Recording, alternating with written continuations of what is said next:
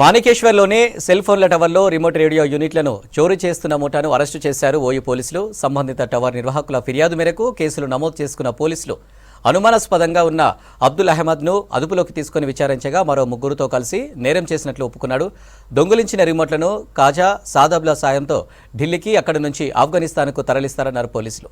నిందితుల నుంచి 45 లక్షల రూపాయల విలువైన యూనిట్లను స్వాధీనం చేసుకున్నట్లు తెలిపారు.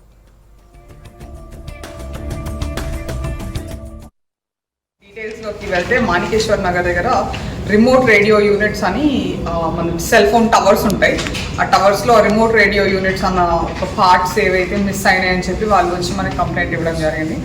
సో ఇన్వెస్టిగేషన్ స్టార్ట్ చేసి డిఐ అండ్ ఎస్హెచ్ఓ టీమ్ వాళ్ళ టీం మొత్తము ఇన్వెస్టిగేట్ చేస్తూ ఉంటే మనకి కొన్ని క్లూస్ ఉండినాయి. అవి ఫాలో అప్ చేస్తే మనకు తెలిసింది ఏంటంటే తరుణ్ ఇంకా అఖిల్ అన్న వాళ్ళిద్దరూ ఈ అఫెన్స్ చేసినట్టు మనకి నిర్ధారణ అయింది. అండ్ దాంట్లో భాగంగా ప్రవీణ్ అనే అతను ఎవరైతే ఉన్నాడో అతను టెక్నికల్ సైట్ ఇంజనీర్ లాగా పనిచేశాడు కాబట్టి అతనికి ఇవి ఎట్లా తీయాలి, ఎట్లా హ్యాండిల్ చేయాలి, ఎక్కడ డిస్పోజ్ చేయాలి అన్న ఐడియా ఉంది.